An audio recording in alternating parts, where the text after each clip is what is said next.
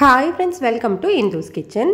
இன்றைக்கி நம்மளோட கிச்சனில் ரொம்ப சிம்பிளான ரொம்பவே டேஸ்டான சிஎம் பர்ஃபெக்டாக எப்படி செய்கிறதுன்னு பார்க்கலாம்.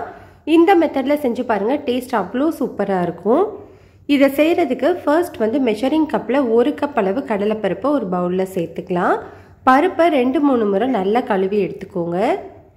பருப்பு நல்லா கழுவினதுக்கப்புறமா இதில் நல்ல தண்ணி சேர்த்து ஒரு 1 மணி நேரம் மட்டும் ஊற வச்சுக்கலாம். பருப்பு இந்த அளவுக்கு நல்லா ஊறினதுக்கப்புறமா இதை அப்படியே ஒரு குக்கரில் மாற்றிக்கோங்க. ஃபர்ஸ்ட் இந்த ஊற வச்ச தண்ணியவே சேர்த்துக்கலாம். இது கூடவே இந்த பருப்பு மூழ்கிற அளவு தண்ணி சேர்த்துக்கோங்க. இதில் இப்போது ஒரு பிஞ்ச் அளவு மட்டும் உப்பு சேர்த்துட்டு ஒரே ஒரு விசிலுக்கு ப்ரெஷர் குக் பண்ணி எடுத்துக்கலாம். ப்ரெஷர் ரிலீஸ் ஆனதுக்கப்புறமா ஓப்பன் பண்ணி பாருங்கள் நம்மளுக்கு பருப்பு நல்லாவே வெந்து வந்திருக்கு.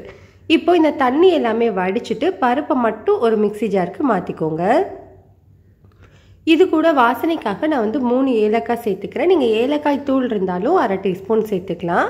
இதை இப்போ ரொம்ப நைஸாக அரைச்சிடாமல் இந்த மாதிரி கொஞ்சம் குறப்பாக அரைச்சிக்கோங்க. அப்போது தான் நம்மளுக்கு பூரணம் நல்ல டேஸ்ட்டாக இருக்கும். இப்போ இது தனியாக இருக்கட்டும். ஒரு கடாயில் 2 டேபிள் ஸ்பூன் அளவு நெய் சேர்த்து சூடு பண்ணிக்கலாம். நெய் நல்லா சூடானதுக்கப்புறமா நம்ம ரெடி பண்ணி வச்சுருக்கிறத சேர்த்துட்டு ஒரு 2-3 நிமிஷத்துக்கு இந்த கடலைப்பருப்பை நெய்லேயே வறுத்துக்கோங்க. நல்ல வாசனை வறுபட்டதுக்கு அப்புறமா இதில் 3/4 கப் அளவு பொடிச்ச வெல்லம் சேர்த்துருக்கேன். 1 கப் கடலைப்பருப்புக்கு 3/4 கப் பொடிச்ச வெல்லம்ங்கிறது இனிப்பு கரெக்டாக இருக்கும். உங்களுக்கு இனிப்பு கொஞ்சம் ஜாஸ்தியாக வேணும்னா 1 கப் வெல்லம் சேர்த்துக்கோங்க. வெல்லம் சேர்த்து நல்லா மிக்ஸ் பண்ணிங்கன்னா அது நல்லா இலக்கம் கொடுத்து இந்த அளவுக்கு நல்லா திக்காக கிடைக்கும். இப்போது இதில் 2 டேபிள் ஸ்பூன் அளவு துருவின தேங்காய் மட்டும் சேர்த்து நல்லா மிக்ஸ் பண்ணிவிட்டு ஸ்டவ் ஆஃப் பண்ணிக்கலாம். அவ்வளோதான், நம்மளுக்கு சூப்பரான பூரணம் நம்மளுக்கு ரெடி ஆயிடுச்சு.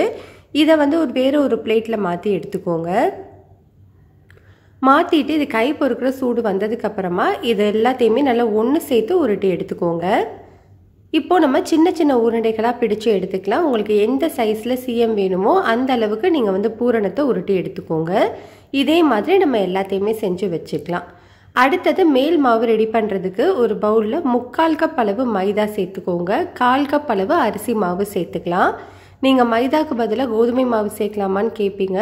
சேர்க்கலாம், பட் டேஸ்ட் கொஞ்சம் டிஃப்ரென்ஸ் வரும். இதுக்கு தேவையான அளவு உப்பு, 1/2 டீஸ்பூன் அளவு தூளுப்பு சேர்த்து நல்லா ஈவனாக மிக்ஸ் பண்ணிவிட்டு கொஞ்சமாக தண்ணி சேர்த்து மாவை கொஞ்சம் திக்கான மாவாக பிசைஞ்சு எடுத்துக்கோங்க. பாருங்கள், மாவோட கன்சிஸ்டன்சி உங்களுக்கு இந்த மாதிரி இருந்தால் சரியாக இருக்கும். இப்போ நம்ம ரெடி பண்ணி வச்சுருக்கிற பூரண உருண்டையை இந்த மாதிரி மாவு உள்ளே போட்டு நல்லா டிப் பண்ணிவிட்டு எடுத்து எண்ணெயில் போட்டுடலாம். கடாயில் எண்ணெய் சூடானதுக்கப்புறமா நம்ம ரெடி பண்ணி வச்சுருக்கிற மாவை அப்படியே உள்ளே சேர்த்துக்கோங்க. ஸ்டவ்வை லோ டு மீடியம் ஹீட்டில் வச்சு ஃபஸ்ட்டு உருண்டைகளை போட்டுக்கோங்க. அதுக்கப்புறமா மீடியம் ஹீட்டில் மாற்றிக்கலாம். போட்ட உடனே திருப்பி விட்டுறாமல் ஒரு 2-3 நிமிஷம் வெந்ததுக்கப்புறமா திருப்பி விடுங்க. அப்போது தான் ஷேப் மாறாமல் இருக்கும். மீடியம் ஹீட்லேயே நல்லா ஈவனாக கோல்டன் கலர் வர வரைக்கும் நல்லா வேக வச்சு எடுத்துக்கோங்க. அவ்வளோதான், நம்மளுக்கு சூப்பர் டேஸ்டியான சிஎம் ரெடி ஆகிடுச்சு. கட்டாயம் ட்ரை பண்ணி பாருங்கள். ரெசிபி பிடிச்சிருந்தா லைக் ஷேர் பண்ணிக்கோங்க.